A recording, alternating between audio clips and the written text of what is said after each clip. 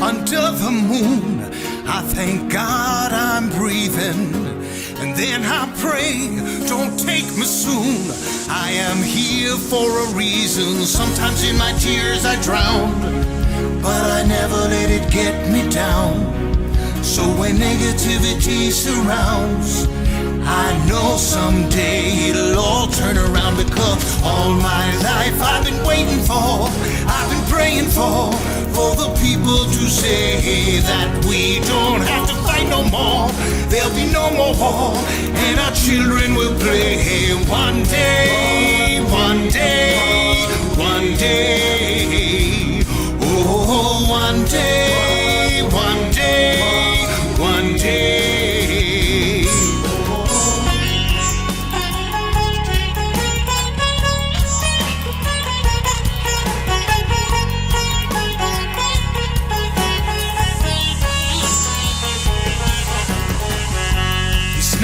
About win or lose, 'cause we all lose when they feed on the souls of the innocent. Blood red trenches keep on moving though the water stay raging. In this way you can lose your way, your way. It might drive you crazy, but don't let it face you. No way, no way. Sometimes in my tears I drown, but I never let it get me down, get me down. So when negativity surrounds, I know someday it'll all turn around, because all my life I've been waiting for, I've been praying for the people to say that we don't have to fight no more. There'll be no more war, and our children will play one day, one day, one day. Oh, one day, one day, one day.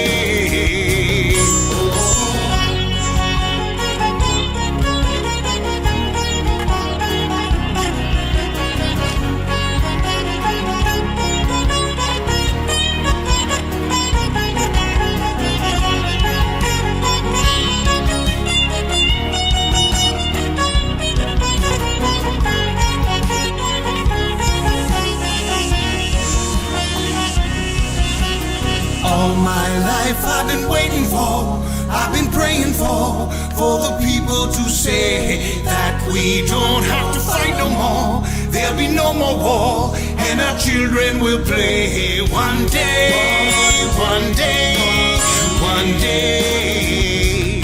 Oh, one day, one day, one day. Oh, one day, one day. One day, oh, one day, one day, one day. Sometimes my tears I drown, but I never let it get me down, get me down. Negativity surrounds, I know someday it'll all turn around.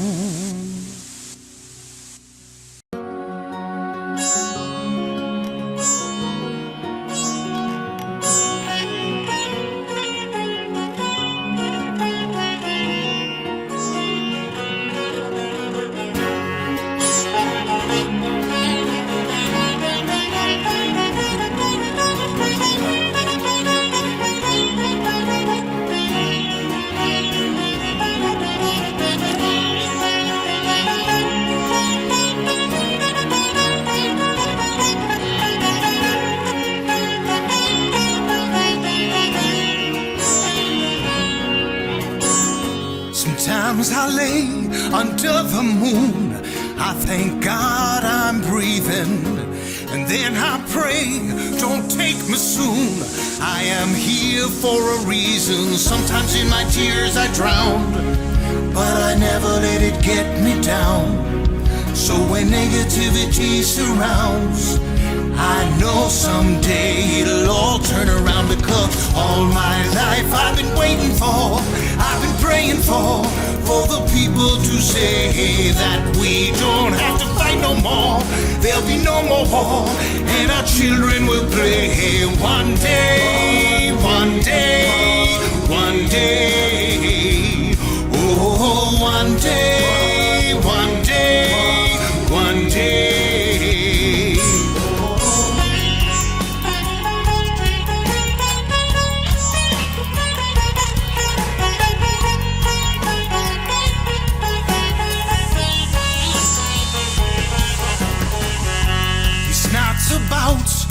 win or lose, cause we all lose when they feed on the souls of the innocent. Blood red trenches keep on moving though the water stay raging.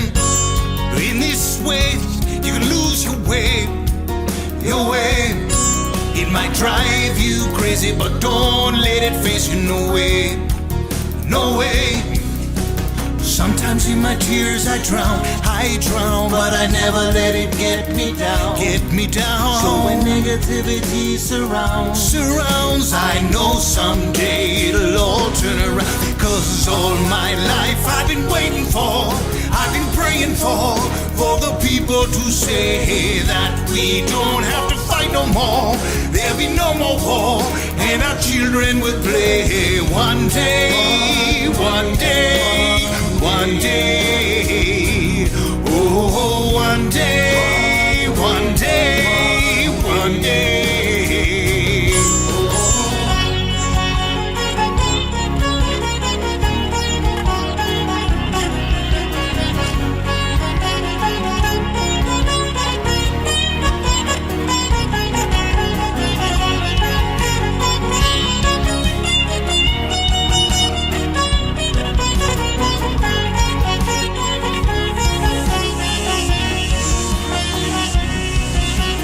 All my life I've been waiting for, I've been praying for the people to say that we don't have to fight no more. There'll be no more war, and our children will play one day, one day, one day. Oh, one day, one day, one day. Oh, one day, one day. One day, oh, one day, one day, one day. Sometimes my tears I drown, but I never let it get me down, Negativity surrounds, I know someday it'll all turn around.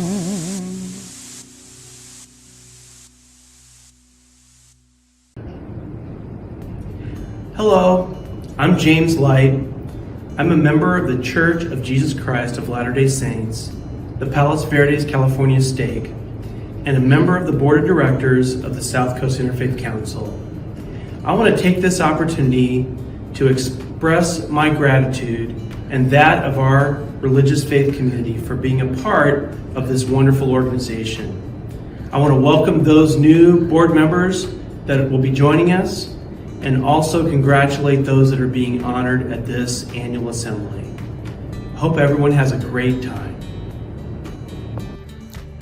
Hey family, it's Wayne Chaney Jr. here. I pastor Antioch Church in the city of Long Beach, and on behalf of our entire congregation, I want to bring greeting to the broader faith community, but also here to the South Coast Interfaith Council.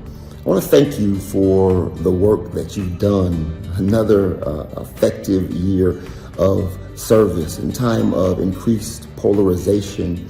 The work that you're doing is helping to build bridges where there have been chasms of misunderstanding. And for that, you should be celebrated. I look forward to working with you in years to come. God bless. For more than 30 years, Amana Mutual Funds have provided halal investment vehicles serving the unique needs of the Muslim community. Discover how you can align your investments with your principles in a retirement, health, or education savings account, or invest for Hajj. To obtain this and other important information in a prospectus or summary prospectus, please visit amanafunds.com or call toll-free 1-888-732-6262. Please read the prospectus and consider an investment's objectives, risks, charges, and expenses carefully before investing. Investing involves risk, including possible loss of principal. The Amana funds limit the securities they purchase to those consistent with Islamic principles. This limits opportunities and may affect performance. Welcome, everyone. Good afternoon. My name is Milia Islam, and I serve as the Executive Director of the South Coast Interfaith Council. I want to welcome you, and we're delighted to have you here this afternoon for this, our 69th Annual Assembly, Building Bridges of Faith. We have a jam-packed program from music to a keynote address to our spotlight honorees, and really just an afternoon of inspiration. So we're so happy that you're here with us.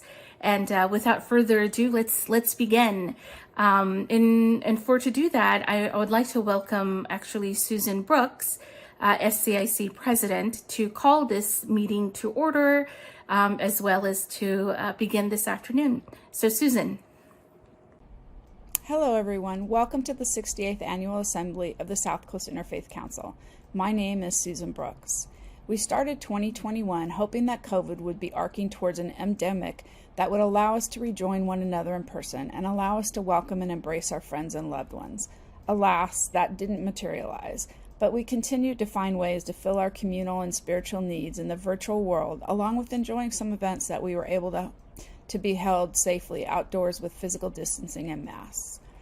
As I wrote this reflection, I hold the hope of COVID truly becoming endemic rather than pandemic this year. But heavy in my heart is also the state of our globe. Even as the world's refugee crisis has been at its worst and conflict spans the globe, Russia has attacked the Ukraine, creating even more refugees, exposed the potential of nuclear disaster, and created worldwide economic issues. Like COVID, the refugee crisis in Ukraine has exposed the systematic racism and inequity in our world. While all this is certainly depressing and horrific, I find hope through the work that SCIC engages in, bringing members of diverse faith communities together to address these issues in our little part of the world. Building on the Council's social justice activities was my top goal this year, and I'm happy to report that we did just that. We spoke out in solidarity at a rally for our AAPI brethren to stop the hate that has become part of the rhetoric around COVID and has led to hate crimes against their community. We worked through our Justice and Peace Committee to further reimagine Armistice Day as the day for peace that it was originally conceived of, rather than the holiday it is changed into, a day to simply recognize our veterans and see sales all on TV and media. We continued our Courageous Conversations series and addressed issues of racism in our faith communities, building bridges between communities that have traditionally been at odds and bridging the gaps in political division between average citizens. Our annual programming around Thanksgiving took a deeper meaning as we shined a light on the views of our Indigenous brethren as they recognize a national day of mourning that played a role in the history of their trauma and marginalization. I'm very proud of our community's willingness to examine our history through the lens of others and embrace the idea that knowing better leads to doing better. We also continue to present our core programming, and the blessing of Zoom has been that participants joined us from other parts of our nation and even from other nations. Our Religion 101 program continues to enlighten us on the practices of faith, both well-known and not so well-known. Our interfaith cafes continue to bring together members of our diverse community to see and learn with one another in the spirit of openness and compassion. And of course, we held our annual celebrations, last year's assembly, the gala, and Long Beach Gives virtually for all to enjoy from the comforts of their homes. It is with a sense of gratefulness that I will be passing on this role and send my thanks and abundant blessings to our South Coast Interfaith community. Now, I would like to invite Rabbi Scott Fox from Temple Israel to offer the opening prayers. Hi, everyone. I'm Rabbi Fox at Temple Israel of Long Beach, and I want to say congratulations to the South Coast Interfaith Council on the annual meeting this year, and I wanted the annual assembly, and I wanted to offer just a thought and a hope, really just a little bit of gratitude. The Jewish philosopher Martin Buber wrote once that each and every person in this world brings some sort of new voice into it. And he kind of turned the idea of each person being in this world a little bit on its head and said, it's a perfect sign that each and every person in this world offers not only a new voice, but an essential voice to this world. He says, were the person not to be needed in this world, they simply wouldn't be in it. And so here is my gratitude, my thanks to the South Coast Interfaith Council for helping celebrate each and every one of the faiths that are present here at this assembly, each and every one of the religious communities that bring a different voice to what it means to live meaningfully and beautifully in our world. Thank you to the South Coast Interfaith Council. Thank you to everyone for being here, for being a part of it. And I'll throw in a little bit of Hebrew, Mazel Tov, on this year's annual assembly. Thank you so much, Rabbi Scott. That was a beautiful prayer. At this time, I would actually like to introduce you to Marietta Fong, a member of the SCIC Executive Committee, who will be introducing our keynote speaker, John Wood Jr. So, Marietta. Thank you, Amelia. We're really fortunate today to hear from a young and powerful leader on the national scene, someone who will challenge and inspire us and invite us to a deeper understanding of our mission. John Wood Jr. is a former nominee for Congress, musical artist, a noted writer and speaker on issues of political and racial reconciliation, and a national leader for Braver Angels, the largest bipartisan and grassroots group dedicated to renewing the spirit of American democracy through bridging the partisan divide. The Braver Angels mission is to depolarize America, to teach the powerful practice of empathetic conversation, clarifying differences and searching for common ground, while preserving and cultivating the relationships between us. John's personal experiences and background, within a family where very different, often opposing cultural, ethnic, political, and religious perspectives were held, led him to his work with Braver Angels and beyond, writing, speaking, and hosting conversations across the board, serving as a voice for those of us who seek first to understand rather than to be understood, who recognize the foundation of faith and spirituality in goodwill, empathy, and love for our neighbor. His growing influence on the local and national scene is a hopeful sign. Welcome, John. Bring us your message. Hello. It is a pleasure to get the opportunity to speak to you, my friends at the South Coast Interfaith Council, on an occasion that is marked by a celebration of your dedication to bringing your fellow Americans, your neighbors and friends together across lines of difference in terms of how we think, in terms of how we may worship and believe, in terms of our cultural and ethnic identities, for the purposes of laying the groundwork for a better world, for a richer democracy, one that approaches the ideal composition of human relationships deeply rooted in trust, in goodwill, in love for our fellow man, that each of our great religious traditions aspire to, and that we ultimately aspire to as a people, particularly when we refer back to some of our great civic traditions in American life, and when we refer to concepts like the beloved community, a place in which human beings can honor the dignity in one another as friends, transcending our differences by wielding truth through the power of love. I want to talk about that a little bit today in the time that I have with you.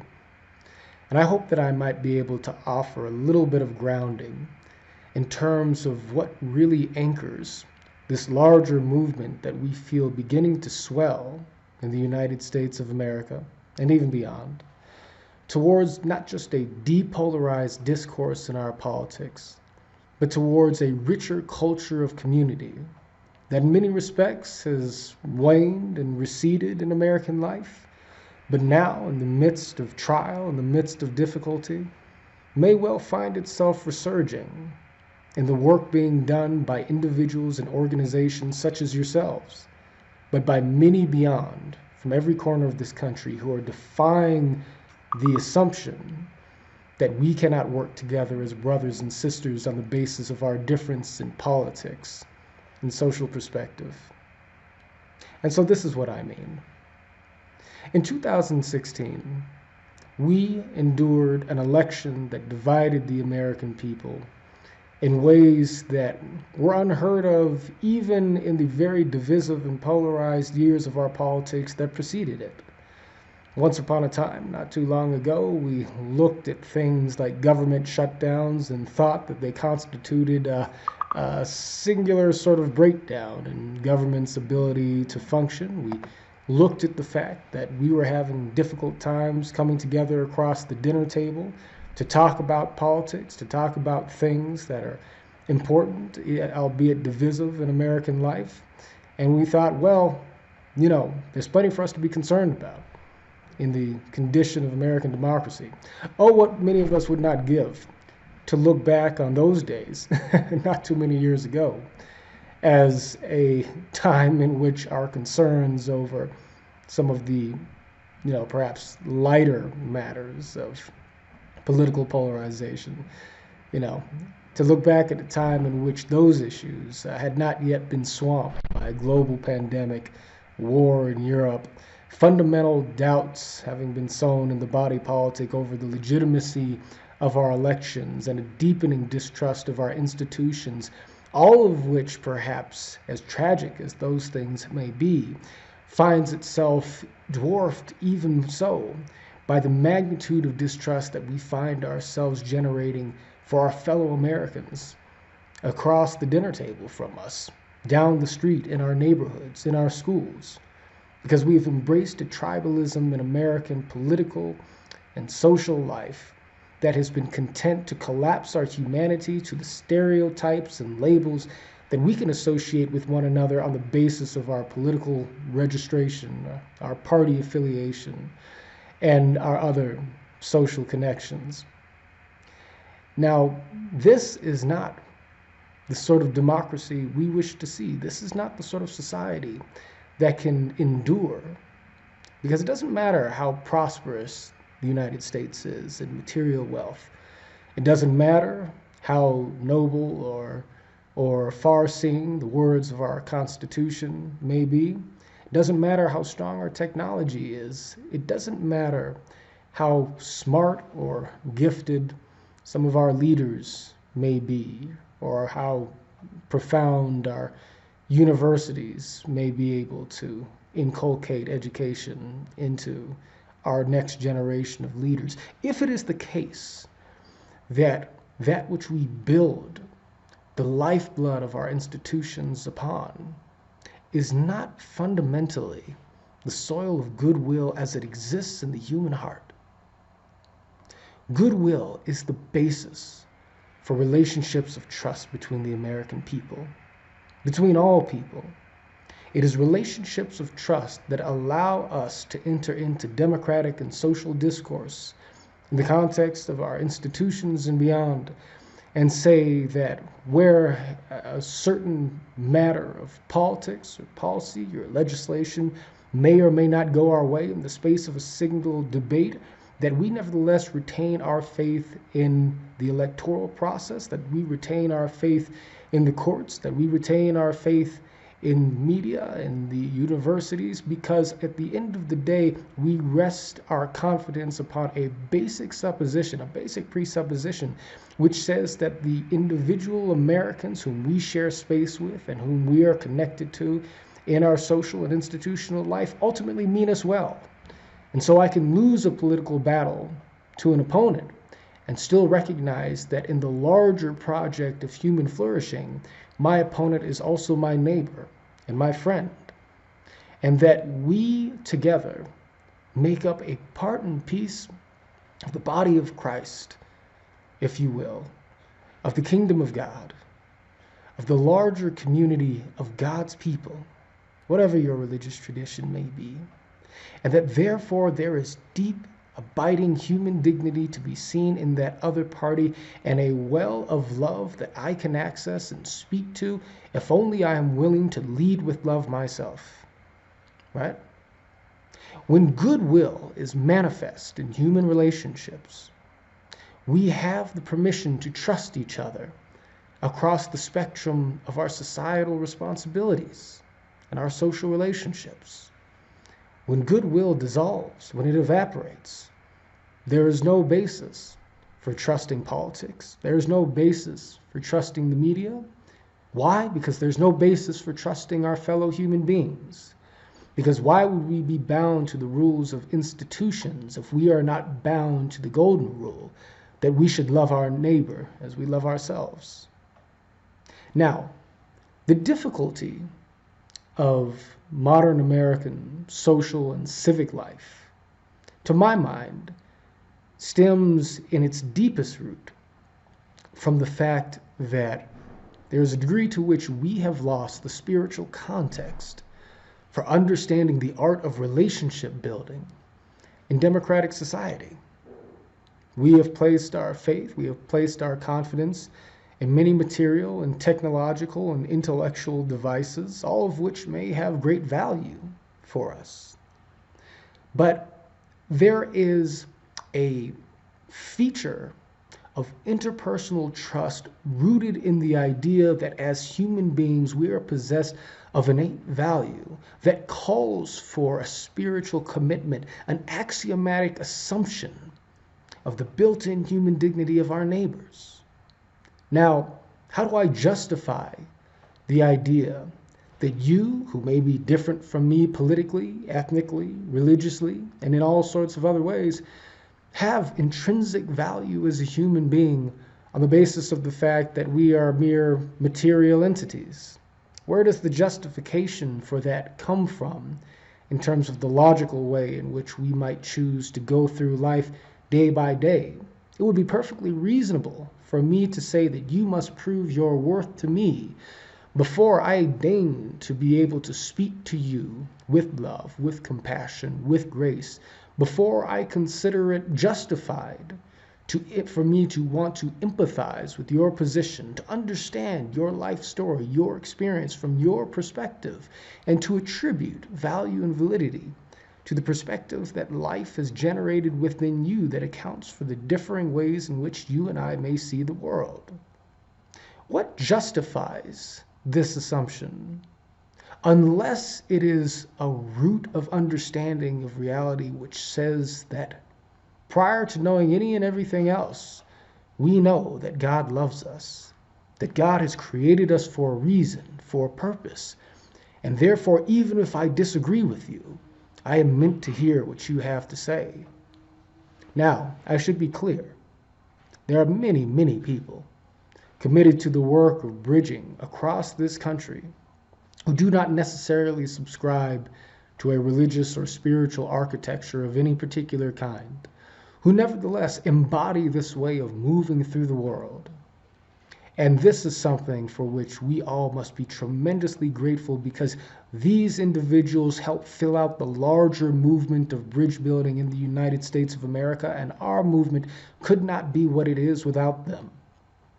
Just as in his time, Martin Luther King Jr. made reference to the fact that there were many who marched in the name of nonviolence, who were not necessarily individuals of religious faith, but who nevertheless believed that love had the power to transform the heart and to initiate deep-seated social change for the better in the context of American society. But for those who believe religiously and those who do not, those who have the conviction, the point of view that love has this power, nevertheless find themselves therefore embracing a spiritual point of view, whether you spell that with a capital S or a lowercase one. Because ultimately, love must justify itself from within. And this is the philosophy of nonviolence, the philosophy of Martin Luther King Jr., which was inspired, of course, by the teachings of Mahatma Gandhi, who himself, of course, was deeply informed by the Hindu tradition. But it was a tradition which moral teachings overlapped greatly with the teachings of the Gospels. And so Martin Luther King Jr. and the veterans of the nonviolent movement in the early days of that movement would oftentimes refer to the substance of nonviolence merely as Christian love, a willingness to love our neighbors, a willingness to love our enemies, to endure, in certain cases, hatred and abuse, the pains of ignorance, in just the way that Christ suffered for us, knowing that by being able to endure the hatred and the contempt of others for a period of time, they would ultimately succeed in communicating the love of God through their actions such that they would be able to bring forth the better angels of the nature in the nature of their opposition. And lo and behold, the United States of America, while all problems of racial injustice and racial inequity certainly were not solved in the civil rights movement, nevertheless experienced a shift in its conscience that allowed for a world of multiculturalism and diversity to arise in the ensuing generations. And it is that movement, that shift, that embrace of cultural diversity that has resulted in my being in this world. As a person who comes to you as the product of a multicultural family, a biracial household, and a cross-partisan family to boot. One that weds a black family from inner city Los Angeles to a white family from Tennessee. And so, not only is it possible for love to change hearts, but it is the spiritual power of love as imbued, I would argue, by the source of our being, from the higher source of our being on high, that invests us with the ability to see and speak to the innate human dignity of our fellow man in a way that not only allows us to recognize the image of God in her, but allows her to see the image of God in herself and in those who disagree with her. And so I speak to you on this day, deeply moved by your commitment to the spiritual transformation of our society, of our interfaith and our religious culture, of our democratic society, of our politics, of our cross-cultural, cross-ethnic social fabric, such that we and our particularities may rise together upwards into a universal recognition of the power and grace and goodwill that flows forth from above. And so let us manifest this love in our words and in our deeds and use it to carve a channel through which rivers of grace may flow into the future, healing the wounds of our nation. I thank you very much. I pray God's blessing on each and every one of you. And I am honored to be in this fellowship with you. Hi, my name is Sarah Dean, and I serve on the Executive Committee of the South Coast Interfaith Council. Thank you so much, John, for sharing that incredibly intimate and personal story that informs your perspective on how to best protect our democracy and our nation, really.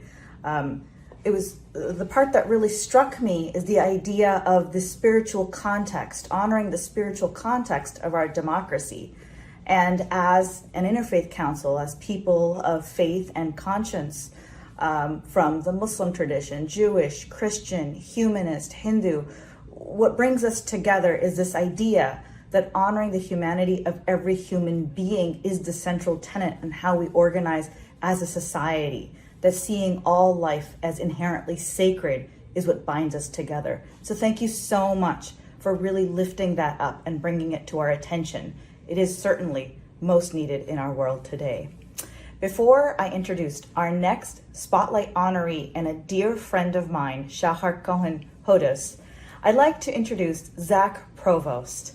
Zach toured the world as the pianist and musical director of Josh Groban. He has performed alongside the likes of Elton John and Carlos Santana.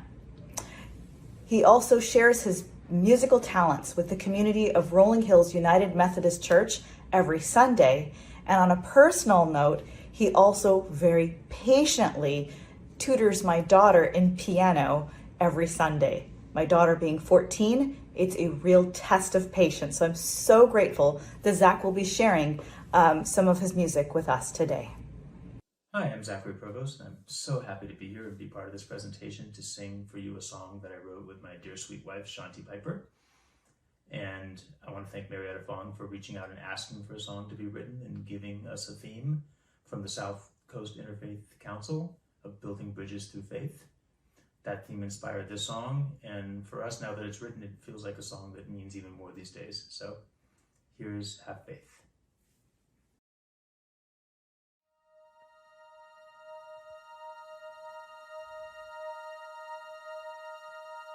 Lately I've wondered, where's my place in this world? tired of looking, didn't know where to go from here. I walked for hundreds of miles, searching for what comes next in my life. Found myself at a bridge, hearing a voice from the other side, saying, have faith, have faith. Have faith, have faith.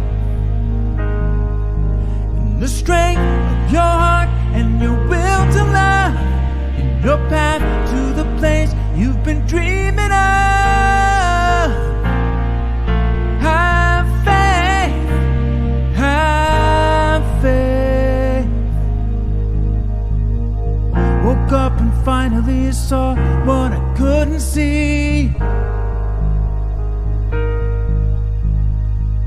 The love I thought was so far was right next to me.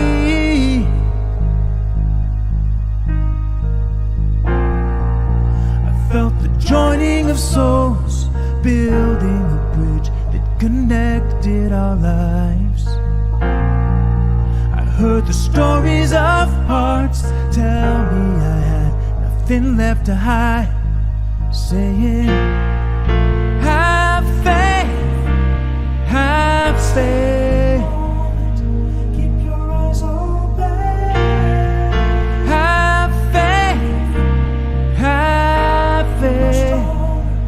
Once we've been broken, the strength of your heart and your will to love, your path to the place you've been dreaming of. Have faith, have faith. Ooh, have faith,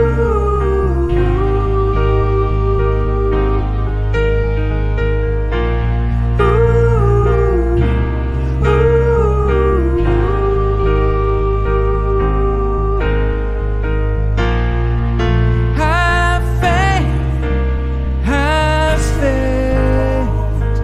Keep your eyes open. Have faith, have faith. Once we've been broken, the strength of your heart and your will to love, your path to the place you've been dreaming of. Have faith, have faith. Say it in the moment, open up your eyes. Have faith.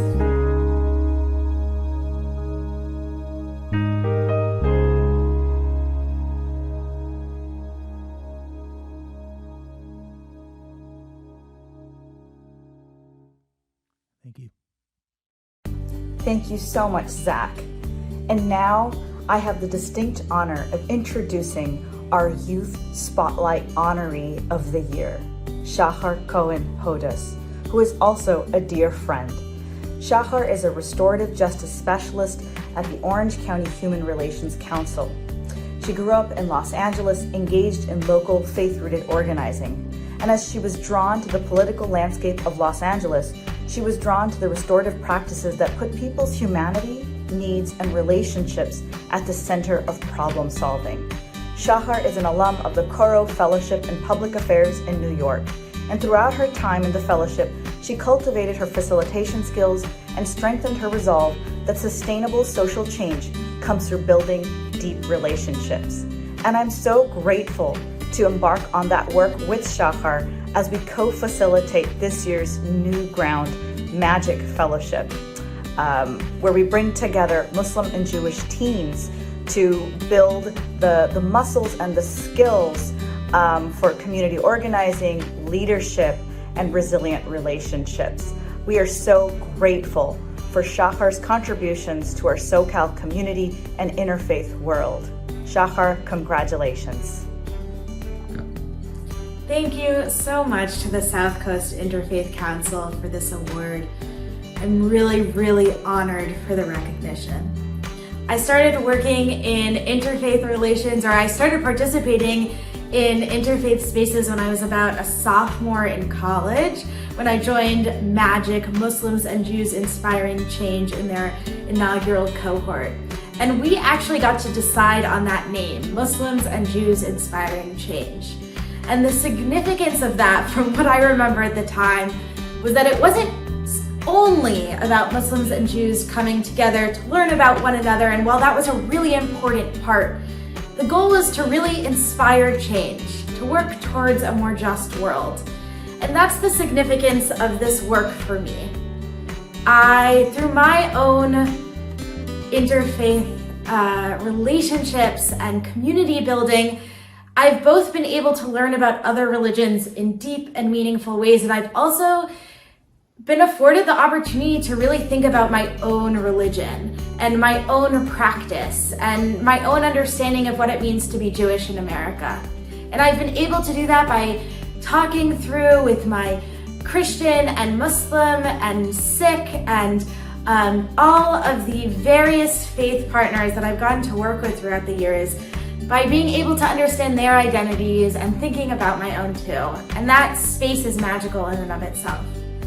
And I've been so inspired by my students who have taken these spaces and been able to learn from one another, not only about their identities, but learn about each other's aspirations and learn about what they need to do to create a more just world. And I think one of the pieces that I've really learned from this work is that it's not just about the surface level stuff.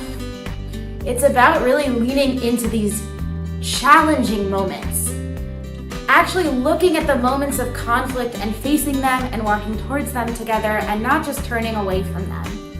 And that's what deeply inspires me about this work. And that's why I love working with these high schoolers who get to show me time and time again that they're ready and they're prepared to do the extremely challenging work that comes along with facing difficulties, with facing conflict, and really doing that head on. And so I'm so honored and so appreciative of the work that the South Coast Interfaith Council does. And I'm also grateful to the organization that I get to work with, New Ground, and you all are a deep and wonderful partner for us. And I'm just so honored and grateful to be in this space today. And I also want to thank my students, without whom I would not be here today. So thank you so much for this award. I'm truly honored. We're so proud of you. And we love you so much. Mazel tov. Mazel tov.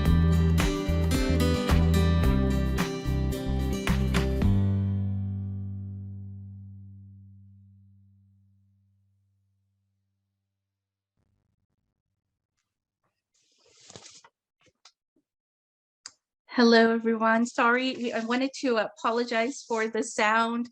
We are working on it. I want to blame the traffic, the LA traffic with the sound, but I don't know if that's what it is. But please know that our tech team is certainly working on it right now.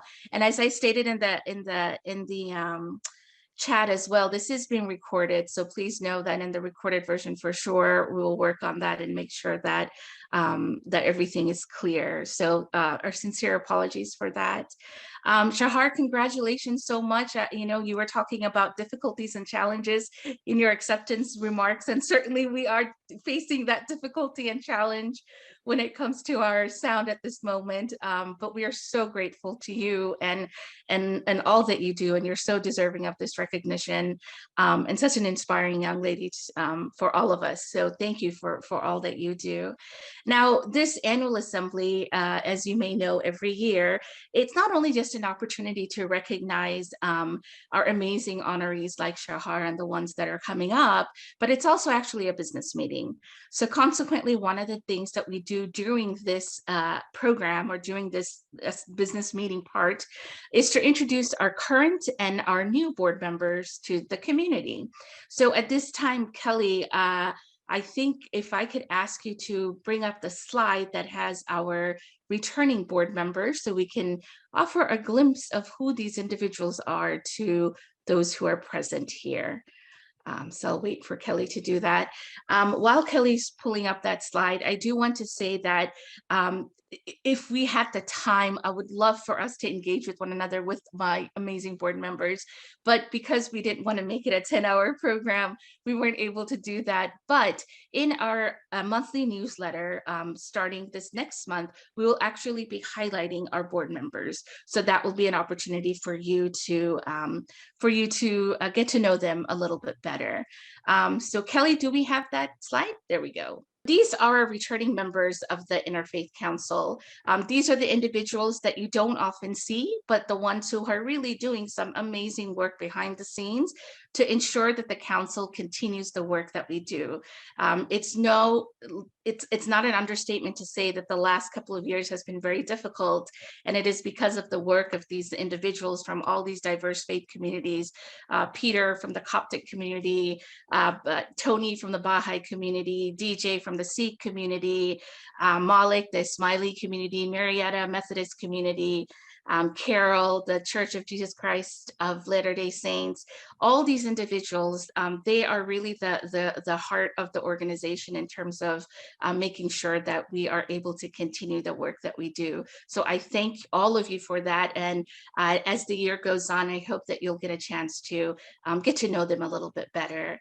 And it is also a time and opportunity for me to introduce you to some of our new board members of the council who will be joining the board officially at the closing of this meeting. So Kelly, can I have that second slide?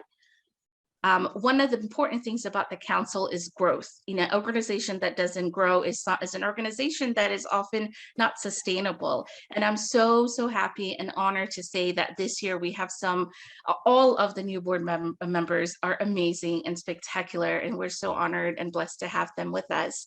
And particularly there's some specific milestones that I want to share. This year, I'm so proud to say that we have this year our very first board member from the Jain faith community, Dr. Narinder Parson. We're also so thrilled to have Dr. DJ Singh, who will be actually who's our president-elect as we start next year. So although she's a part of the board already, she is new in the sense that she'll be taking the presidency after Carol finishes her term. And we are also thrilled to have Pastor Wayne Cheney and Lance Evans from Antioch Church join our board, among all these other brilliant individuals that you see, or that you just saw on the slide. So you'll get a chance to get to know all of them better throughout our newsletters. Their information will also be available on our website so that you're able to interact with them and really get to know the people who are at the core of this organization. I loved what Rabbi Scott Fox said. He said, each person brings an essential voice, and that is certainly true of our board. Each of these individuals truly brings an essential voice to the SCIC. We try to create a microcosm of what's out there in terms of diversity, and we certainly try our best to represent that. So here are our new board members: Tom, Vinny, Richard, Pastor Wayne, Nancy, Wasima, Dr. Narinder, Lance, Father Alexi Smith from the Catholic Archdiocese of Southern California, Diana, as well as Michelle. So we welcome you, all of you, as new board members, and we welcome and we thank all of you, our returning board members, as well as the new board members. And I think there's one other slide. Kelly, do we have the staff one? I just want to take oftentimes those who need the recognition the most don't usually get it because they're so busy doing the work. And I have a small staff, but they certainly, without their work, without their commitment, this work could not be done. We are a small organization. I have Kelly Kingsman, who's my amazing office admin, who's doing all this behind the scenes. And I have Melody O'Keefe, who is our controller and our accountant. And so, this is what makes up the SCIC. So this is an opportunity for just all of you guys to kind of get to know them and to welcome them and to thank all of you guys, thank my board, the staff, for being the heart and soul of the SCIC. So at this time, what I'd like to do is actually introduce to you Peter, who is from the Coptic community of Southern California, who will be introducing our faith leader of the year. So Peter. Good afternoon, everyone. My name is Peter Aziz. I am a member of the Coptic Orthodox Church here in Southern California, and I'm a continuing board member of the SCIC. And it is with great pleasure and honor that I get the chance to introduce to you the Faith Leader of the Year, Dr. Imam Jahed Safir. Dr. Jahed Safir was raised in Pasadena, California. Born to Imam Sadiq Safir and Diane Reese Safir, he grew up in the Los Angeles Muslim community at Masjid Ibadallah. Under the tutelage of his father, Dr. Safir's work as an imam started in 2008 at Masjid Ibadallah. Currently, he is the director and founder of Islah LA, a non-profit organization which is committed to addressing poverty and other social ills in South LA. He is also the founding director of Islah Academy, located in South LA, a K-8 grade private school that provides high-quality education to the families who would otherwise be unable to afford it. Further, Dr. Jahed Safir teaches Islamic studies at Bayan University as a visiting professor. He has served as a chaplain at the California Institute for Women and is the former imam at Masjid At-Taqwa in Altadena, California. In 2018, Dr. Safir was honored by receiving the KCET Local Hero Award for his work in South LA. Dr. Imam Jahed Safir holds a BA in Arabic Studies, an MA in Islamic Leadership, and a PhD in Practical Theology from the Claremont School of Theology. He currently resides in Southern California with his family, and for his leadership and commitment to serving the community, please join me as we honor Dr. Imam Jahed Safir as the Faith Leader of the Year. Bismillahir Rahmanir Rahim. Thank you, South Coast Interfaith Council, for this prestigious award of Faith Leader of the Year. First of all praise belongs to the Almighty Creator. I'm grateful, I'm thankful, I'm honored to receive this award. And I'm inspired and motivated to become an even greater leader, an even better leader, in service for the people. I want to thank definitely our staff at Islah LA and Islah Academy. We have a staff taking care of housing. We have our transitional housing, serving formerly incarcerated, as well as our brothers and sisters who are threatened with homelessness. Also, our food pantry, we deal with, this food insecurity that takes place in inner cities such as South Los Angeles, where we're serving over 150 families per week. Our staff dealing with re-entry services for our returning citizens. And then also now we're dealing with the personal and family wellness of the community, offering mental health services, therapy for the community. But also our staff for Islah Academy. We have a private school, an Islamic private school that serves from the grades of K through 8th, and all of our teachers who provide education, our principal, definitely, who are educating the children in the community. South Coast Interfaith Council, you all continue doing the work. You all continue bringing the people together no matter what. Thank you, and may God bless you all.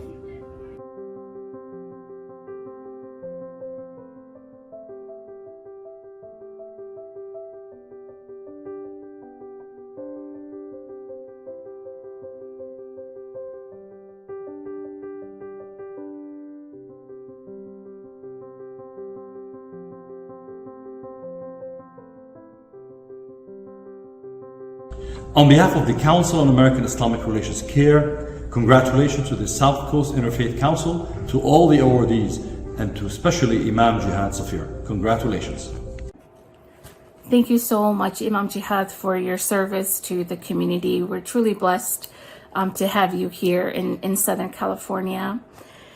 So the second important thing that happens during the business portion of this program today is that the current board members, as well as the new board members and the SCIC staff, they renew their commitment to the mission of the council, that of creating communities of compassion among people of different faiths and cultures right here in Southern California. So to do this, I actually want to introduce you to Richard Brehof, SCIC past president and a member of the SCIC Sage Council and a dear and beloved member of our interfaith family to lead in this process. So please help me welcome Richard Brehof. Thank you, Amelia. It's my honor today to lead the installation process of the new and returning board members of the council. I am going to read out loud the oath that each board member is asked to take. There are parts where they are asked to respond, but because we're doing this over Zoom, I'll ask them to respond silently to themselves.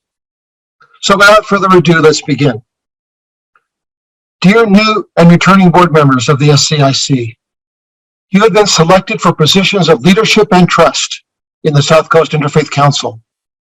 You are to see that the words and deeds of this interfaith community reflect the statement of vision and values and the mission as set forth in the Constitution and bylaws. You are to work together as leaders and be diligent in seeing that the South Coast Interfaith Council and its programs are of service to its constituency and to the community.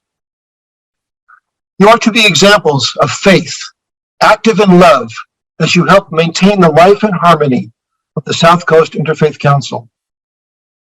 On behalf of your greater interfaith family, I ask you, are you ready to accept and faithfully to carry out the duties of the offices to which you have been elected? If so, please answer to yourself, yes, I will, with my faith to guide me. With this sincere commitment, I now declare you installed or renewed as Board of Directors members of the South Coast Interfaith Council. May you be abundantly blessed during your time of service. Congratulations.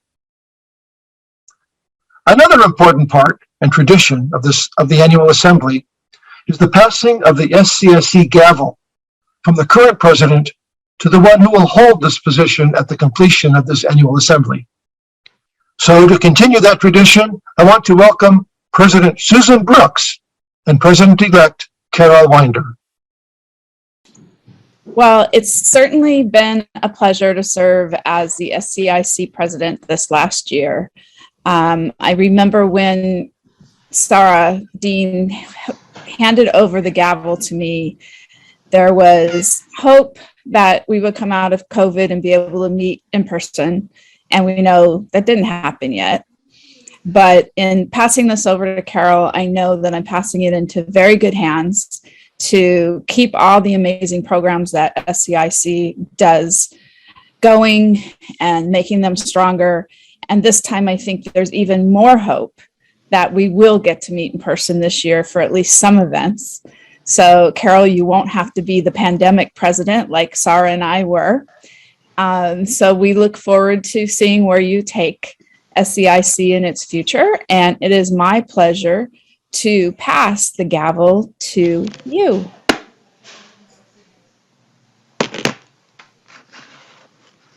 Thank you, Susan. I'm grateful for the opportunity that I have to be the president of South Coast Interfaith Council for the upcoming year.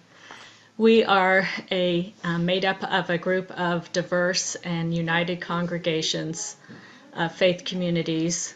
We have different backgrounds. We have come from different places and life circumstances, but we have similar needs and values, and we work together to support one another and to support our communities.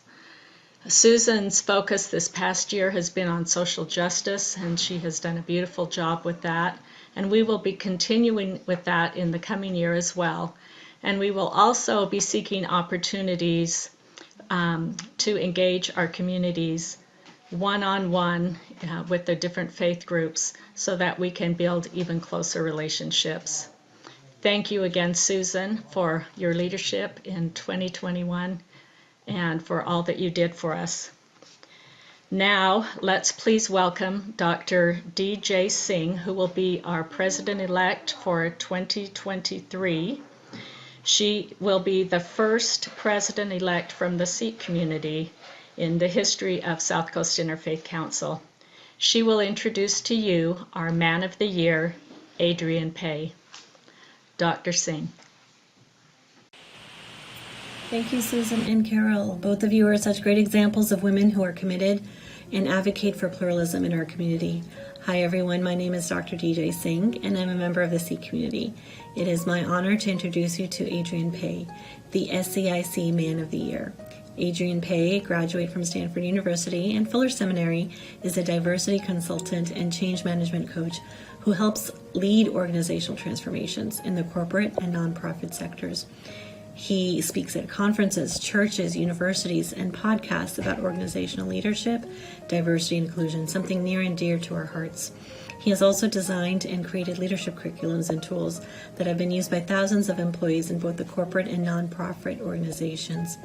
He is an occasional speaker at companies, schools, and churches on his book, The Minority Experience: Navigating Emotional and Organizational Realities.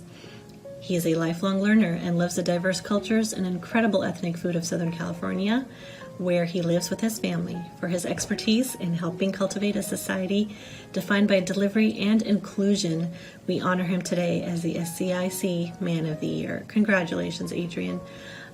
We are so honored to have you here. Thank you. Thank you so much, Milia, and thank you to the South Coast Interfaith Council, the Executive Committee, and the Board for this incredible honor.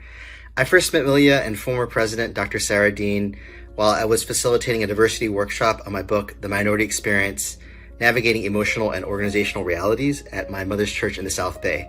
And although Milia was pushing around a baby stroller and both she and Sarah had so many responsibilities, they took an interest in really wanting to know more about these topics of race, justice, peacemaking, and the unique role that leaders of faith have in facilitating healing and growth in our communities. And from there, I had several meetings with the council to discuss program ideas and some deeper conversations with Sarah, where she shared the unique challenges that come with her ethnic and religious background in this country, and I learned so much from that. Then I collaborated with Sarah, Milia, and the council to design a panel with leaders from the Asian American and Pacific Islander communities on addressing anti-Asian hate and violence. We all know topics of race and justice aren't easy to handle, and there's many perspectives and emotions connected to them. But whenever I brought up a question or expressed a different viewpoint in our work together, Sarah and members of the council have always taken the time to listen, even reach out to diverse individuals to gather deeper insight. And I really see these values of listening, learning, and working for peace and understanding across differences so clearly in the South Coast Interfaith Council. And they're also the foundational values in my work currently as a diversity consultant and coach for churches and organizations. I think we all know that organizations are complex. Organizations, societies, and systems, they're like this complex web of personal, interpersonal, systemic, and historical factors and influences. And it takes humility, patience, resilience to emerge out of it all with any kind of clarity and resolution. And that's why in these times and in my work, I know that I have my own limitations. I can't do my work out of my own strength and abilities. And I know that I need faith to give me eyes to see beauty in others when I just can't, ears to hear others' pain when I'm just absorbed in my own world, and the courage to have hard conversations when I'd rather avoid them, and this underlying hope to keep going when I feel discouraged. And I find myself coming back to these scriptures. And what does the Lord require of you? To act justly, and to love mercy, and to walk humbly with your God. And love is patient, love is kind. It does not envy, it does not boast, it is not proud. It does not dishonor others. It is not self-seeking. It is not easily angered. It keeps no record of wrongs. Love does not delight in evil, but rejoices with the truth. It always protects, always trusts, always hopes, always perseveres. Love never fails. And I see this verse as relevant not just for weddings, but as a prayer for businesses, families, communities, our society. And it's a prayer I need to remind myself of and sustain myself every day. So thank you, South Coast Interfaith Council, for the honor of this award, and even more for the courageous work that you do and the leadership that you bring to our community. I will always treasure this. Thank you so much. Good evening, everyone. My name is Ramona Pay, and it is a true honor for me to introduce my son, Adrian Pay, for this wonderful award this evening. Adrian, I'm so excited for you. From not wanting to share brownies with your classmates when you were in second grade because you didn't want the attention, to blossoming into a thoughtful writer and social justice advocate, I could not be prouder of you. Congratulations, my dear. I love you.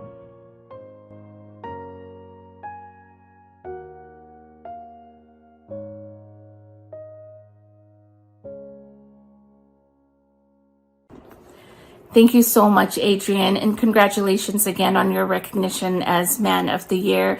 It is very well deserved. As I mentioned before, this annual assembly is a time to certainly recognize our esteemed honorees, but also a business meeting as well to address some of the official matters of the SCIC. Thus far, you've been introduced to our returning board members as well as our new board members. Thereafter, you witnessed the recommitment of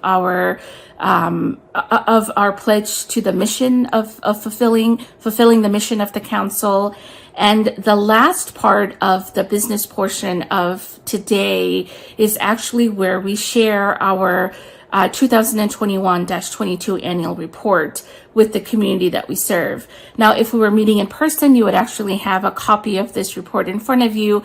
But obviously, since we're doing this via Zoom, we do want you to know that all of you who are registered and here today will receive an electronic copy via email this coming week.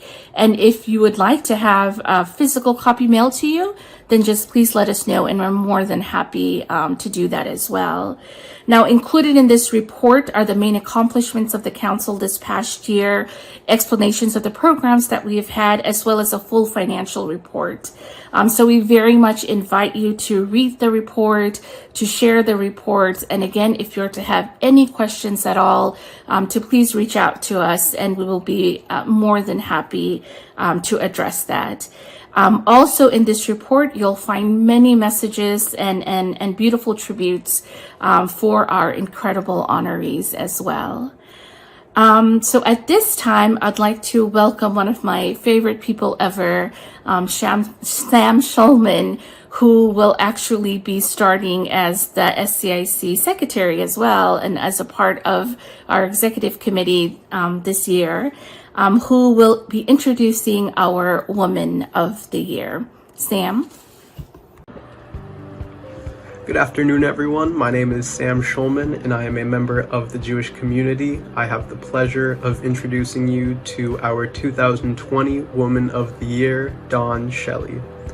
Dawn is a lifelong Baha'i, deeply committed to friendship and fellowship with people of all faiths, backgrounds, and beliefs. Born and raised in Long Beach, Dawn has lived in 3 countries with her missionary parents and 6 brothers and sisters. Married to her husband, Rod, forever, she is the mother of 4 grown children and 12 grandchildren. Dawn holds a Bachelor of Arts in International Relations from Pomona College and a master's degree in education, and is a retired teacher and administrator from Orange Department of Education's Alternative and Correctional Education programs. For her belief in the power of unity, as exemplified in her Baha'i faith, we honor Dawn today as the Woman of the Year. I'm Devin Galladay, and I want to introduce you to Dawn Shelley.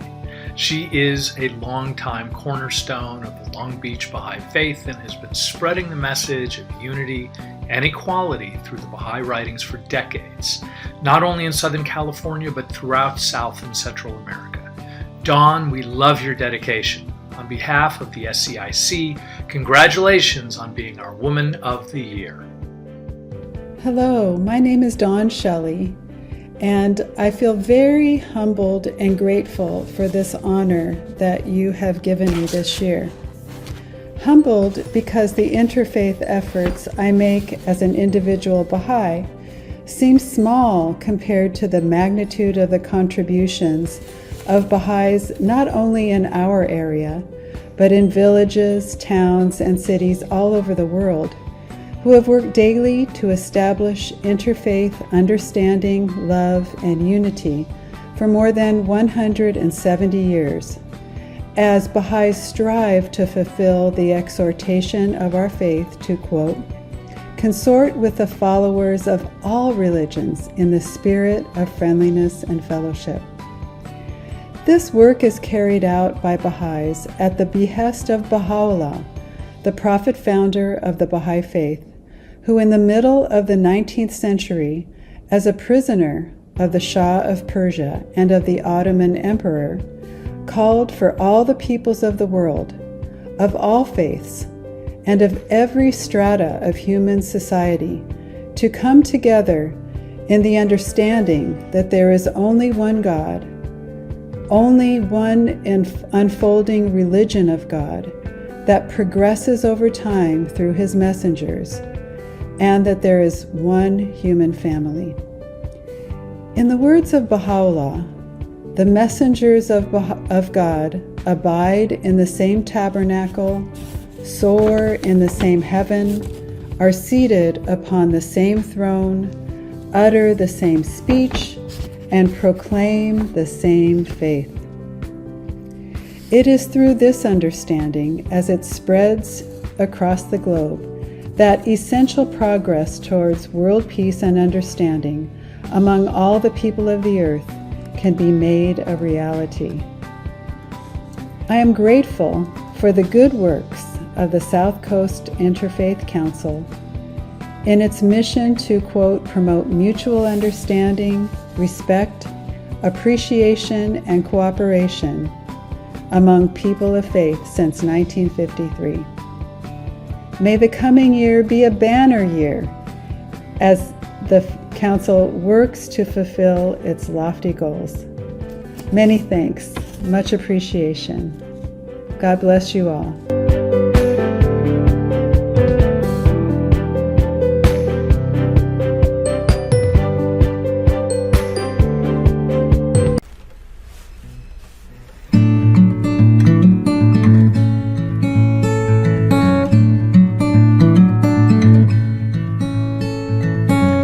Hold your head up high. Always reach for that sliver of light. Be grateful for each day, 'cause being together makes us better. All being together makes us better. Oh, oh, we're stronger this way. Oh, oh,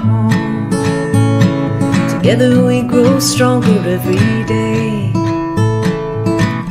Fill your cup with love. Always lead from the center of your heart. Lift each other up, 'cause being together makes us better. All being together makes us better. Oh, oh, we're stronger this way. Oh, oh, together we grow stronger every day. Reach out now someone's hand. Appreciate everything we have, 'cause being together makes us better. Being together makes us better. Oh, oh. We're stronger this way. Oh, oh. Together we grow stronger. Together we grow stronger every day.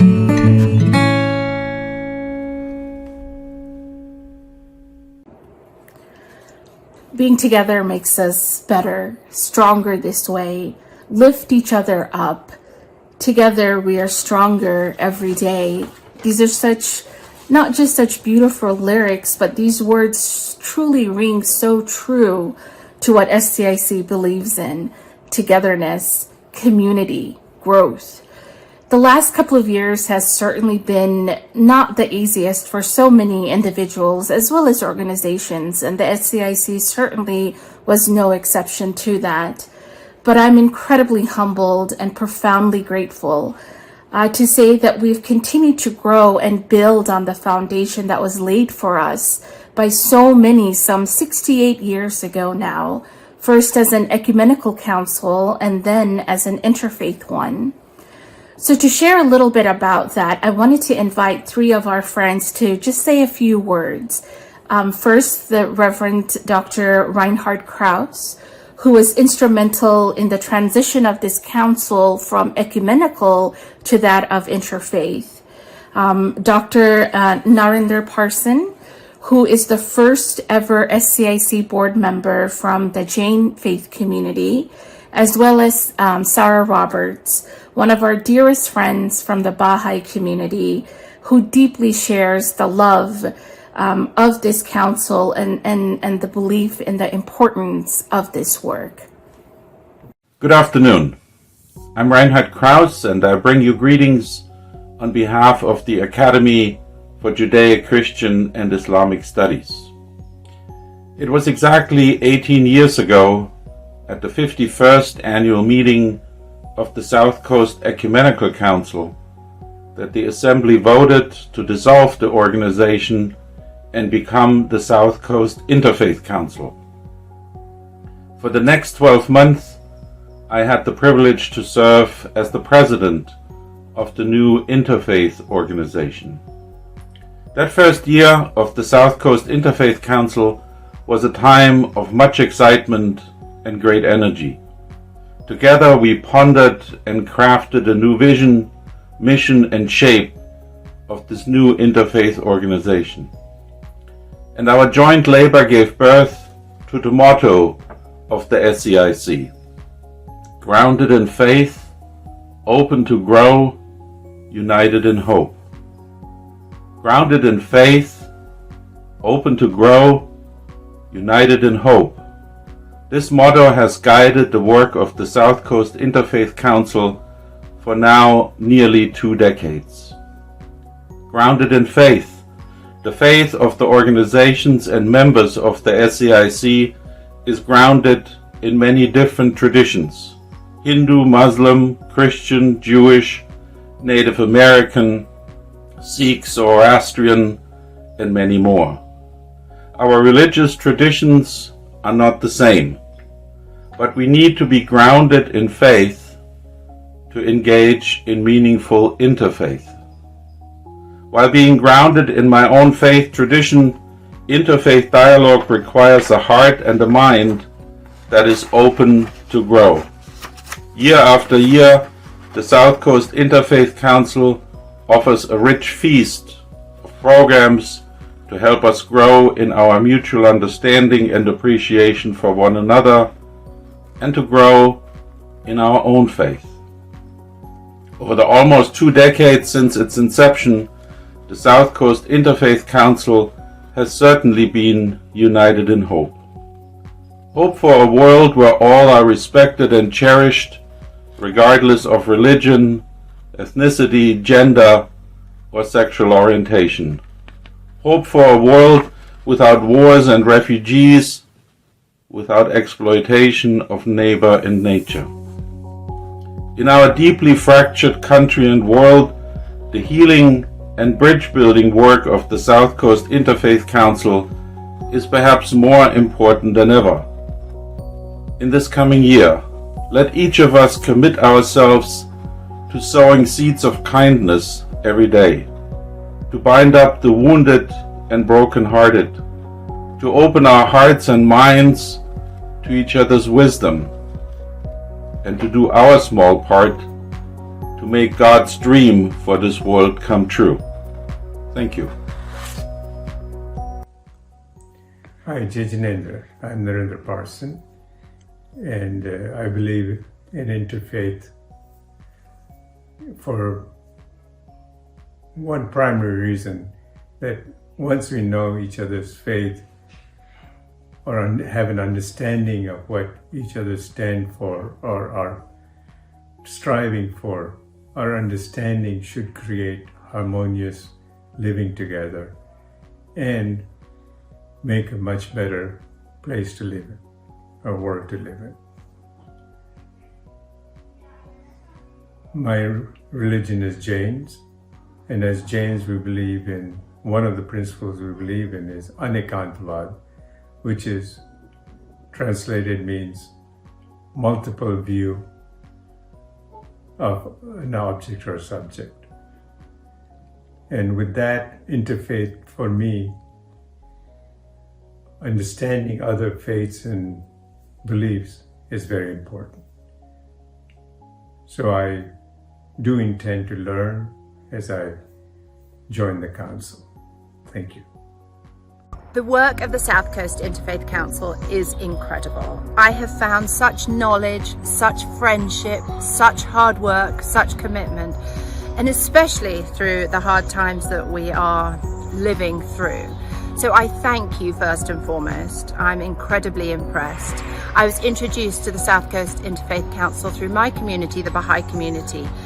And here I see our very central principle of unity and diversity being played out and so beautifully exemplified. So I really encourage everyone to get involved, contribute whatever you can, because just imagine what we could do with more resources. And just to reiterate, I am incredibly impressed and grateful to all of you for your friendship and hard work, and there is so much more to be done. So thank you. Good afternoon. I'm Patty Heckman, Treasurer and Board Member of the South Coast Interfaith Council. And again, this year, I have the privilege of covering the fundraising part of this program. And I love talking about the value of SCIC, which is near and dear to my heart. So let me start off by talking about the theme. This year's theme is Building Bridges in Faith. And that's a perfect theme because that is exactly what SCIC does. We build bridges of peace and compassion among people of different faiths. Building bridges is a very key part of the South Coast Interfaith Council because when we build bridges, we stop focusing on ourselves and start focusing on others and connecting with them. We live in a pluralistic society where you could say there are many others, people who come from a different culture, people who practice a faith other than our own, people who engage in a culture other than our own, people who have ideologies other than our own. This is the reality of our society. And sometimes we stop talking to others because it's too hard or because we're afraid. But as you and I know, that is not the answer. I am so grateful that SCIC provides many opportunities to engage with others in a friendly setting. If you have attended any of our programs, you have probably experienced that joy of engaging with others. Whether you are listening, say, to a speaker's panel on racial injustice or a courageous conversation on the plight of immigrants, or maybe you're just joining Religion 101 or the Interfaith Dialogue Cafe, which is a favorite program of mine. When you join the group, chances are everyone may be a stranger to you. and chances are they may practice a different faith or maybe be of a different culture. But through listening, sharing, and collaborating together, you get to know them and they get to know you. And at the end of the program, you realize the rich reward of diversity, and that is greater understanding and respect for one another. So thank you. Thank you for being part of the SCIC family and helping us build these bridges, these very important bridges of community. We are so grateful for your support. This year, again, as SCIC continues to dream big for a better world, which we're always doing, bridging people together will always be key to us. So won't you join us in this dream by making a financial donation to the SCIC today? We are dreaming big always, but alas, we're dreaming big on a small budget, so we do need your help. At the end of this program, at the end of this speech, a survey will come up on your screen asking if you wish to make a donation to the SCIC, so please watch for that. And thank you. We appreciate all of your contributions. We are so grateful that you are part of the SCIC family. Thank you. Thank you, Patty, and thank you to all of you for your continued support to the Interfaith Council. Good afternoon, everyone.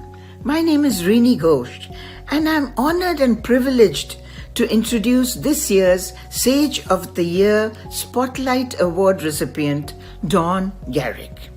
Don and his wife Janet have been married for 57 years and blessed with 4 thriving married children, 11 grandchildren, and a great-granddaughter.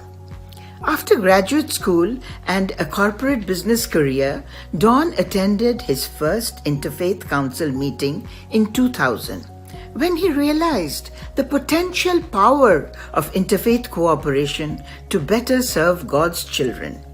Since then, he has actively promoted interfaith unity, understanding, and collaboration among dozens of local interfaith church, community, and government organizations.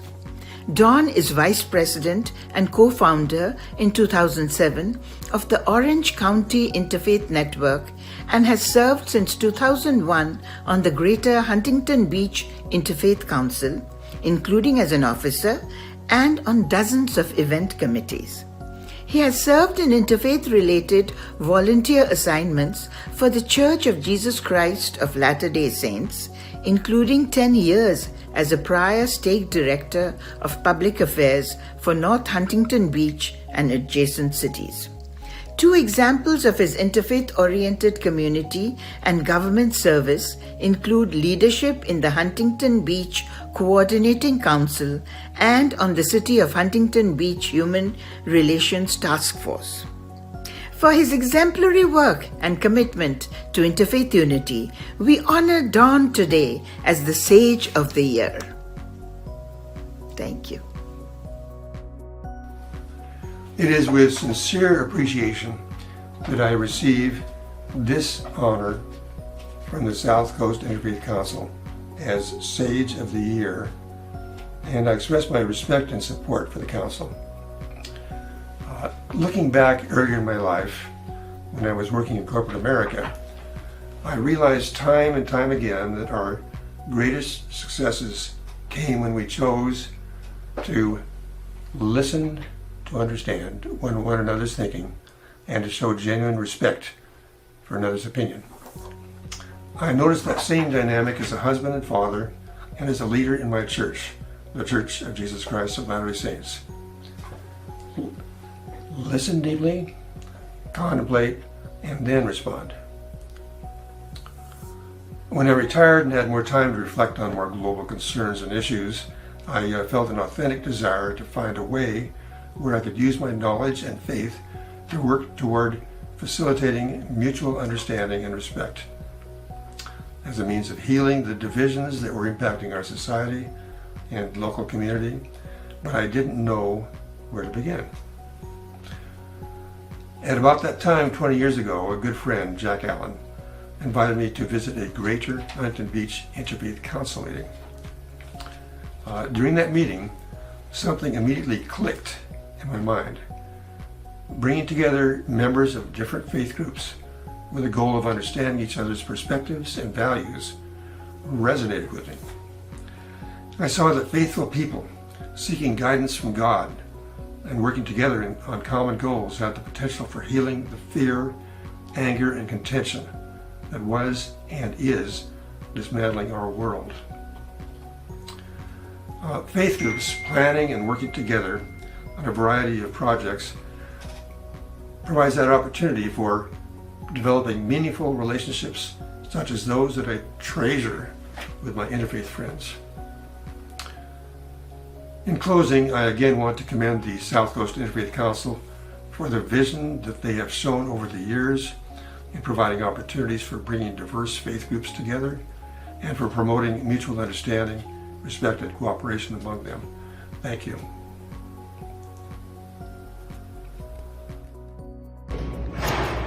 Hi, I'm Rabbi Marcia Tilchin, and I'm the president of the Orange County Interfaith Network. We are thrilled to support the South Coast Interfaith Council as they honor our great friend and partner, Don Garrick, in all wonderful interfaith projects in Orange County. Don is so industrious. And he's absolutely dependable. Don is gentle. Don is very loving. Don is incredibly hardworking. Don's a holy man with devilishly good looks. Don is grateful. My name is Tom Farkles, and I'm Director of Interfaith Relations for the Church of Jesus Christ of Latter-day Saints in Orange County. We are grateful for the South Coast Interfaith Council's work for so many years, and we're grateful for the honoring of a wonderful man, Don Garrick, tonight. Congratulations and God bless you.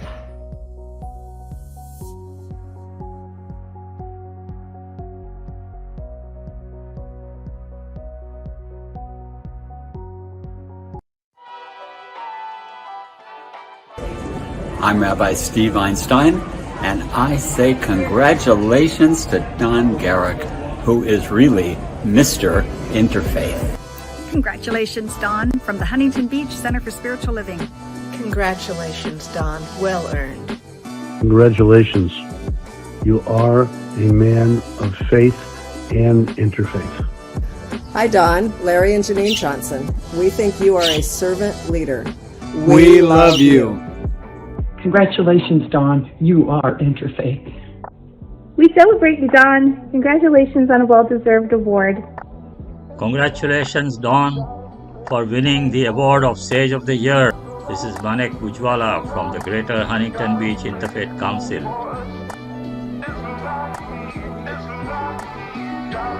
Don, congratulations, Don. You are more than well deserving of being honored as Sage of the Year, and those are great tributes that came in for you. And congratulations to really all of our honorees for all that you guys accomplished, all that you do, and the ways that you continue to inspire the rest of us to do what we do. We are truly blessed to have you as part of our interfaith community here. So it's been an hour and 40 minutes, which is kind of crazy. Time did fly. I want to take a minute again and apologize for the sound issues and the issues that we had earlier. So but that's the world of Zoom, right? The way it goes. But we're so grateful that you're here with us today. And as I kind of bring this program to an end, I want to invite you guys to, if you're able to, perhaps stay on a little bit later so we can just talk with one another. I think that's one of the things that we miss the most when we're not able to be in person and have these events in person, is that tangible quality of hugging someone or conversing with someone. So we hope that we could do that via Zoom at the end of this as well.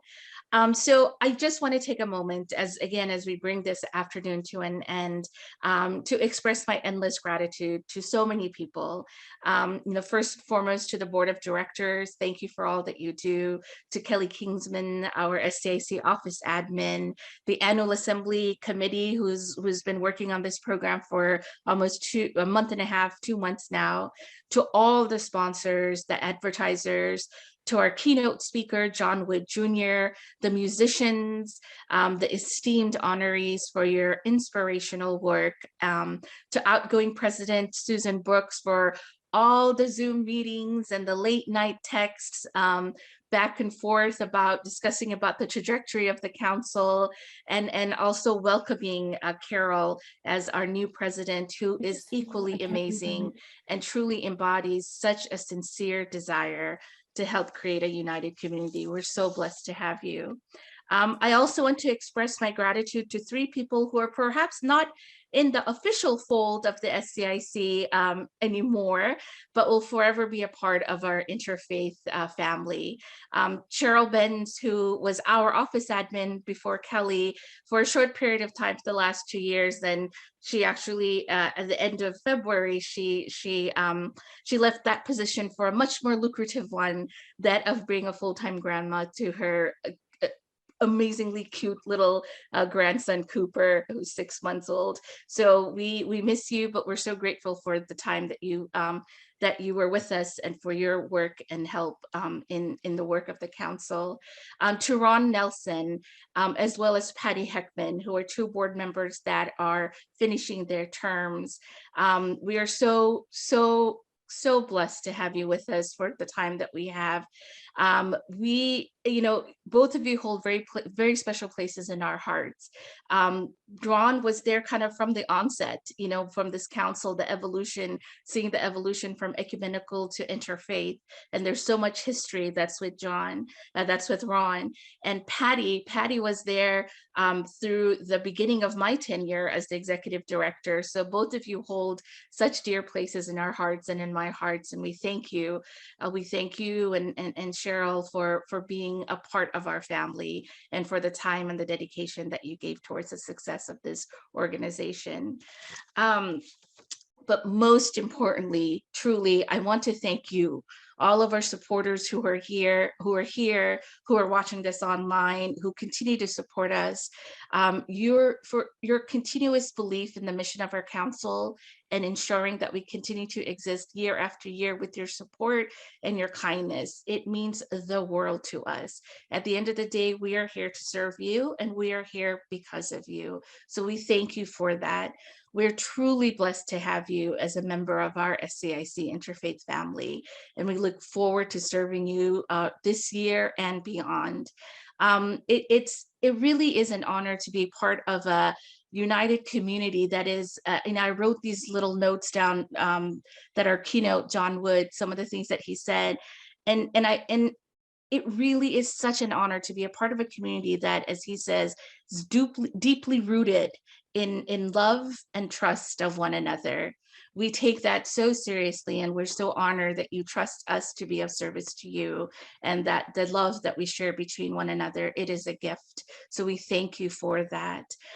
So now, as we bring this afternoon to a close, I actually want to take this opportunity to welcome Imam Abdul Hafiz from Masjid Al-Sharif in Long Beach, who will offer our closing prayers, followed by Carol, who will officially call this meeting to an end. And then we have some time, so we hope you'll stick around and we'll have an ability to speak with one another as well. So thank you again so much, and Imam Abdul Hafiz. It is with gratitude and thankfulness that I come to you to close this program today, the 69th Annual Assembly of the South Coast Interfaith Council, building bridges of faith.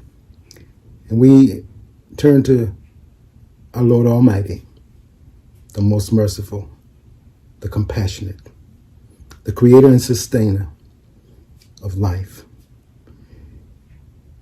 asking that we are given an opportunity to follow the lead of those that were recognized today, the faith and community leaders who have inspired all of us, that you, O Lord, forgive us for not doing enough, sometimes passively observing the struggles that others less fortunate are confronted with. We live in a world that needs our prayers and our actions behind those prayers to serve you in bringing us, the human family, together. This organization for 69 years have been an instrument, and we ask that you continue to bless it for being that instrument that brings faith traditions of all together, having a voice equal, having a place at the table, knowing that it is through dialogue and through our ability to reconcile our differences, to forgive each other, that we can be able to build a community that expands itself to building a world that is a better place.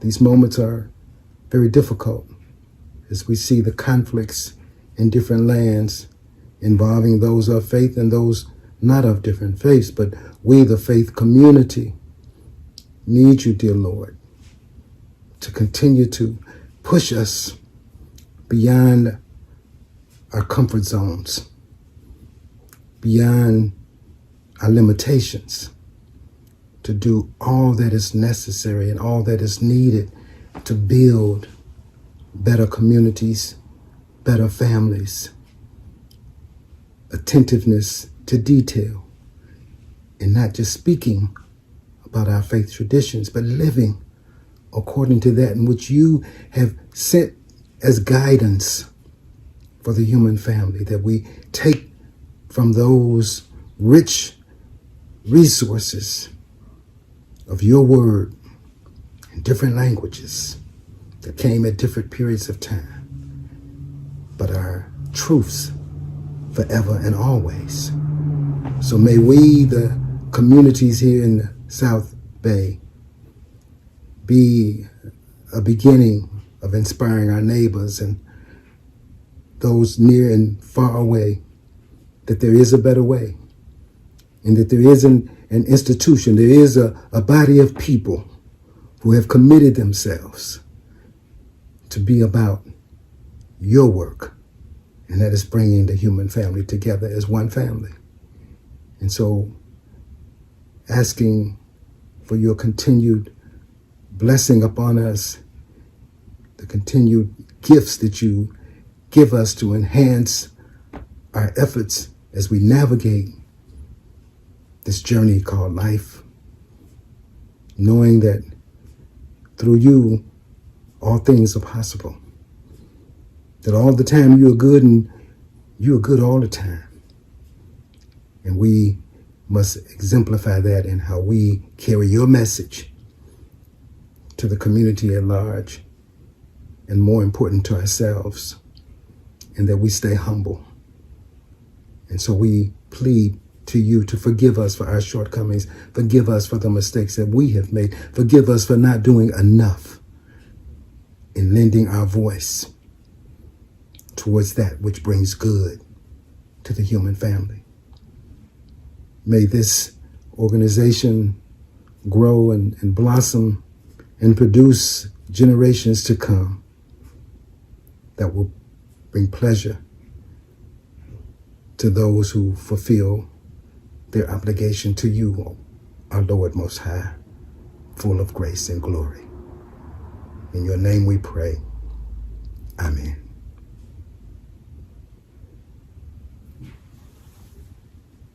Thank you so much, Imam Hafiz. It was wonderful to hear that beautiful prayer and be reminded of the goodness of God and what we can do. As we close this 69th Annual Assembly, I want to express the deep gratitude of the South Coast Interfaith Council to all who have attended, to our very generous sponsors, to those who have shared how the South Coast Interfaith Council has influenced their lives, to those who've introduced our wonderful honorees, and to our honorees, we thank you so much for your examples and countless hours of service to others and to our communities. As Rabbi Fox shared, each person in this world offers an essential voice to it, and we are very grateful for each of your essential voices. The inspiring words of John Wood Jr. remind us that despite the differences of our cultural and ethnic identities, or how we think, worship, and believe, we can have ideal human relationships deeply rooted in trust, goodwill, and love for our fellow man. We thank our talented musicians for their original songs written just for us. Their messages remind us that one day the world will be united in love, that being together makes us better as we fill our cup with love and lead from the center of our hearts, and that we can build bridges that join our souls and connect our lives as we have faith. Adrian reminded us that faith gives us eyes to see beauties in others when it is difficult, ears to hear others' pain, courage to have hard conversations and to keep going when we're discouraged. And finally, Patty Heckman said it perfectly when she said, building bridges of peace and compassion among people of different faiths is our goal. When we build bridges, we stop focusing on ourselves and start focusing on others and connecting with them. Hopefully then we are fulfilling the long-held principles of South Coast Interfaith Council, where we are grounded in faith, open to grow, united in hope, and building communities of compassion together. Thank you again for your participation with us today. And now I get to use my new gavel to officially call this meeting to a close. See you next time.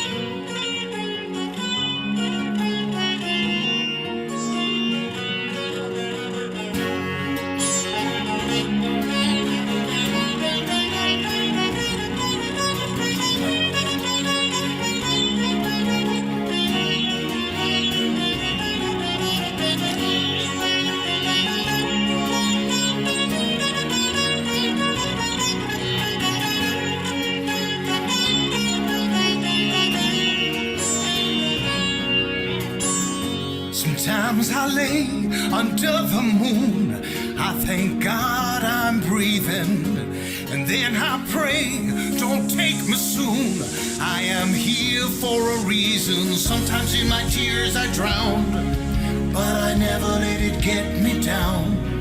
So when negativity surrounds, I know someday it'll all turn around, because all my life I've been waiting for, I've been praying for the people to say that we don't have to fight no more. There'll be no more war, and our children will play one day, one day, one day. Oh, one day, one day, one day.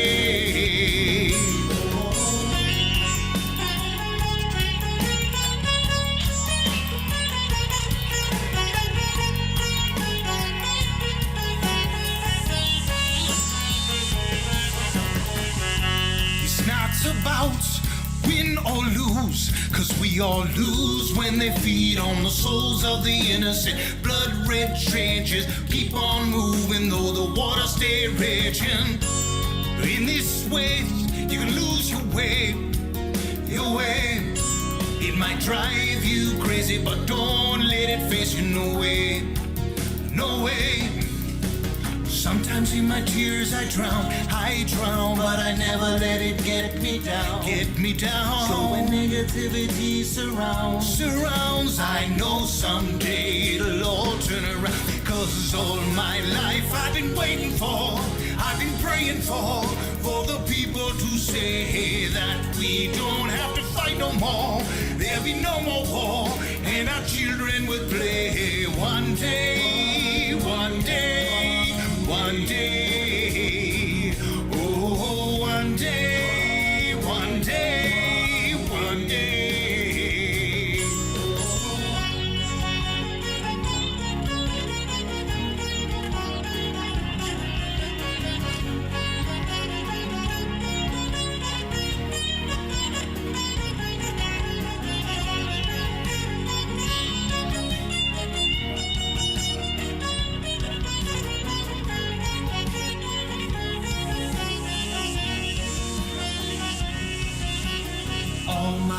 life I've been waiting for, I've been praying for the people to say that we don't have to fight no more. There'll be no more war, and our children will play one day, one day, one day. Oh, one day, one day, one day. Oh, one day, one day, one day. Oh, one day, one day, one day. Sometimes my tears I drown, but I never let it get me down, get me down. Surrounds, I know someday it'll all turn around.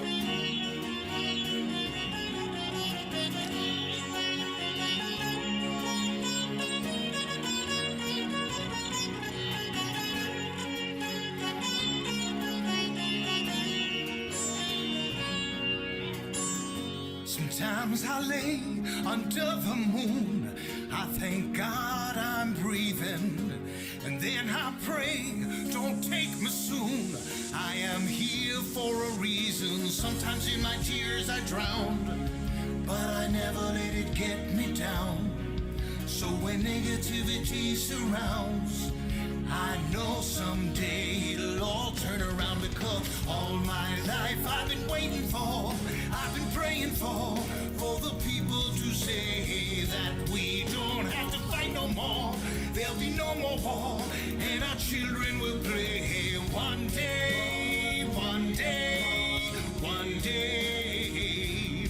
Oh, one day, one day, one day.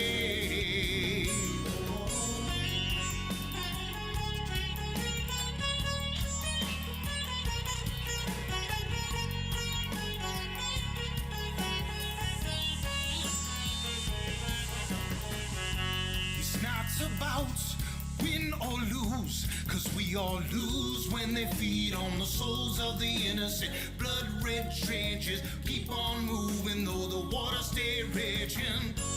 In this way you can lose your way, your way. It might drive you crazy, but don't let it face you. No way, no way. Sometimes in my tears I drown, but I never let it get me down, get me down. So when negativity surrounds, I know someday it'll all turn around, because all my life I've been waiting for,